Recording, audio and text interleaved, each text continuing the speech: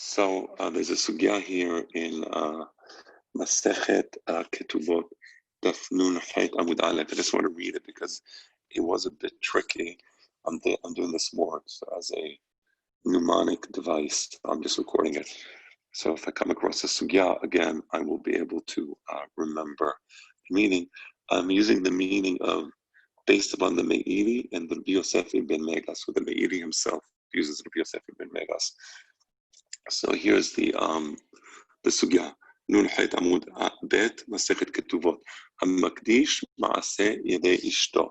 So here's the situation. A person is makdish. He makes the Maaseh Yedei Ishto Hekdesh. He declares that it's Hekdesh. According to halacha, the woman has to give Maaseh Yadeha to her husband because the husband is giving her mezanot. So because the husband has an obligation to give her mezanot, Hachamim tekenu that the woman has to give the husband Maaseh Yadeha. So technically speaking, Maaseh Yadeha of the woman belongs to the husband. So he should be able to be Makdish Maaseh Yedei Ishto. The problem is that there is a machloket whether Adam Makdish Davar Shelo Ba'al Olam or Lo Makdish Davar Shelo Ba'al Olam. So this Mishnah is based on Shitat Rabbi Meir. Adam Makdish Davar Shelo Ba'al Olam. So even though the Maaseh Yadeha Adayin Lo Ba'u La'olam, he could be Makdish Maaseh Yadeha L'Shitat Rabbi Meir. So Makdish Maaseh Yedei Ishto. So a person was Makdish Maaseh Yedei Ishto. Again, Maaseh Yedei Ishto belongs to the husband, so he has a right to do so. And plus, Adam Makdish Davar Shelo Ba'al Olam. The problem is that now the husband has to give the wife mezonot. Normally, as compensation for that, the wife would be giving the husband Maaseh Yadeha. But in this case, Maaseh Yadeha, the wife, goes to the Hekdesh. So what can the husband do? So the advice is, so the woman can work for herself and eat her Maaseh Yadeha and tell the husband, I don't want mezonot. Meaning, the woman can make the following declaration: "Enini zonet, ve'eni osa." So that declaration is, don't give me the mezonot, and I'm going to keep my Maaseh Yadayim. She can do that. And once she does that, the Maaseh Yadeha belong to her, not to the husband. Since Maaseh Yadeha belong to her, not to the husband, at that point, it's no longer the husband's property. He can't be Makdish Maaseh Yadeha if it's not his property to be Makdish. So, the Mishnah continues. Motar. What about the motar? Motar. So the motar is the part of Maaseh Yadeha of the woman that is in excess of the mezonot.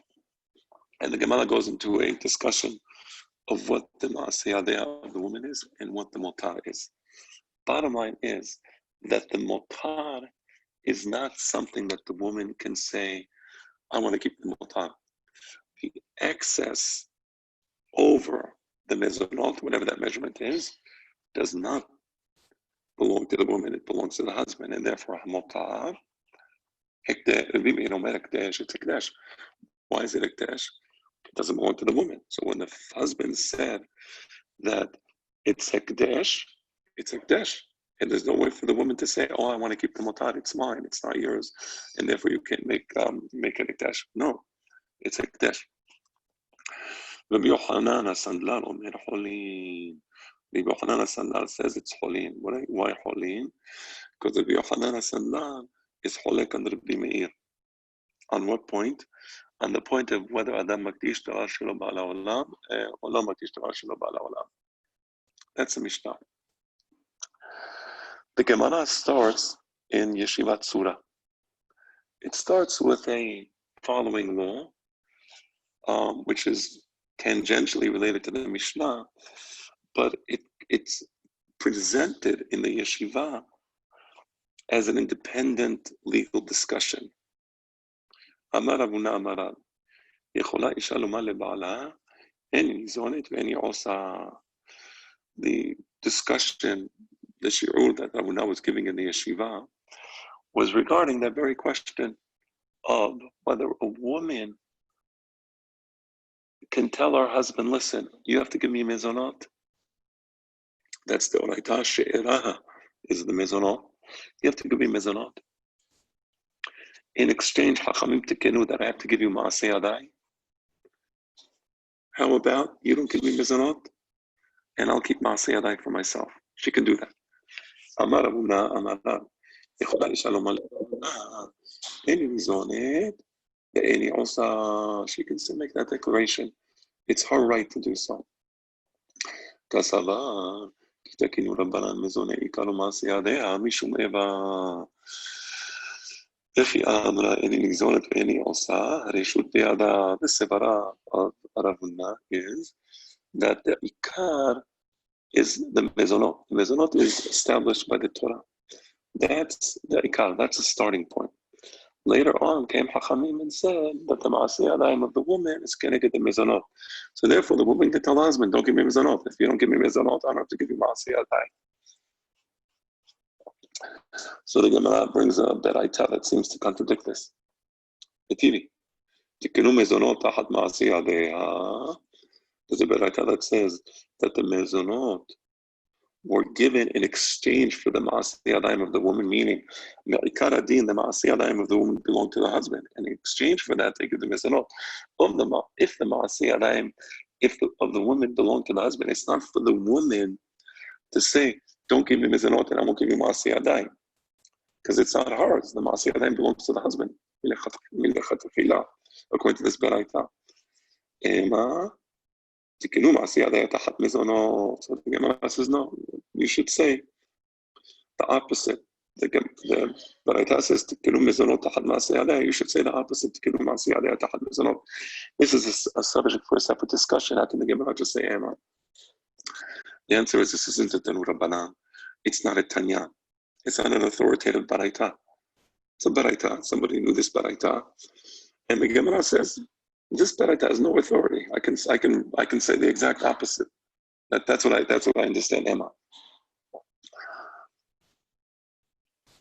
Lema misayya. So now, with respect to the shi'ur of Rav Huna, we're going to bring a support for the shi'ur of Rav Huna, that a woman can tell her husband, "Don't give me mezonot, and I'll keep my ma'aseh yadayim from our Mishnah."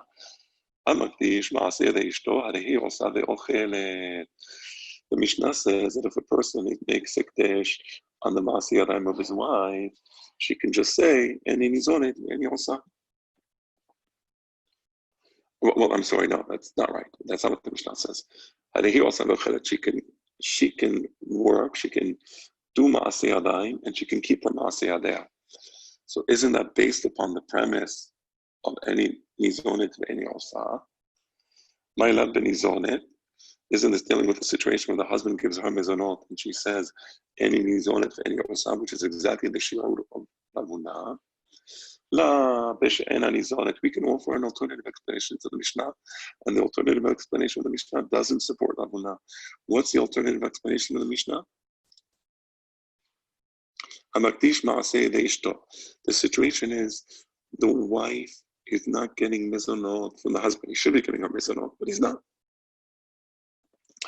And the husband comes and says, not only am I not giving you mezonot, I'm making a ekdesh on your ma'aseh yadayim. Can he do that? So the Mishnah says, no, he cannot do that. Since he's not giving her mezonot, she gets to keep her ma'aseh yadayim. So according to the second explanation of the Mishnah, there's no re'ayah that a woman can say any nizonet any osa, because according to the second explanation, it's the husband who's not giving her mezonot, and the husband is saying, "I'm not giving you mezonot," and the husband also wanted to take the ma'aseh yadayah, and we say no, the husband cannot take ma'aseh yadayah if he's not giving her mezonot. But the shi'ur of Rav Huna, that the woman can say any nizonet ve'eni osa, that is not substantiated by the Mishnah. So then, according to the second explanation in the Mishnah, the one that we just suggested, if the Mishnah is dealing with the case where the husband is not giving her mezonot, what's the chidush? What the chidush is that the husband is not giving her mezonot and he doesn't keep maaseh yadeh. What is she supposed to do? Starve to death? What's the chidush to the Mishnah? Obviously, the woman can keep maaseh yadeh.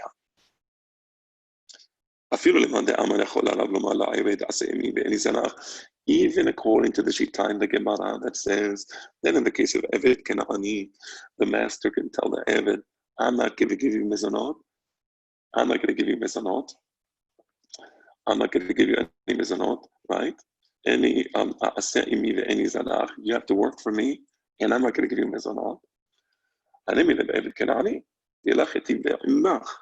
אבל עבד עברי דחתי בעמך, לכל שכן אשתו. He can only do this to Eved Kenani.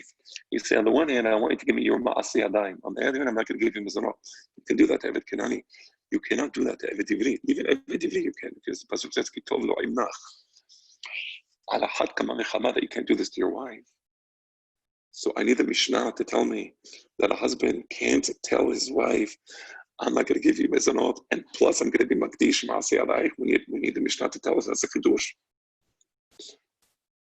The answer is you're right. That's not a chidush. Sefa is tarich le.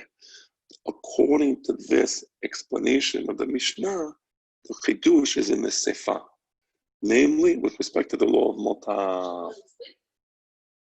With respect to the law of motar, that the law of motar is that the chidush is that the husband can keep the motar, even though he doesn't give her mezonot. He can keep the motar. Mer ekdesh, and therefore the motar is ekdesh. Rabbi Yochanan said, okay. We have here two explanations of the Mishnah. One explanation of the Mishnah substantiates the opinion of Rav Huna. It says that the woman can say, Eni nizonet ve'eni osa. Ufliga deresh lakish, damaresh lakish. La tema tamadir dimi'in mishum dekasal ala magdish tava shelo ba'ala olam. Enna tamadir bime'i. Okay, I'm going to give Belina. I'm going to record the second explanation of this sugya. I have to go now to a meeting.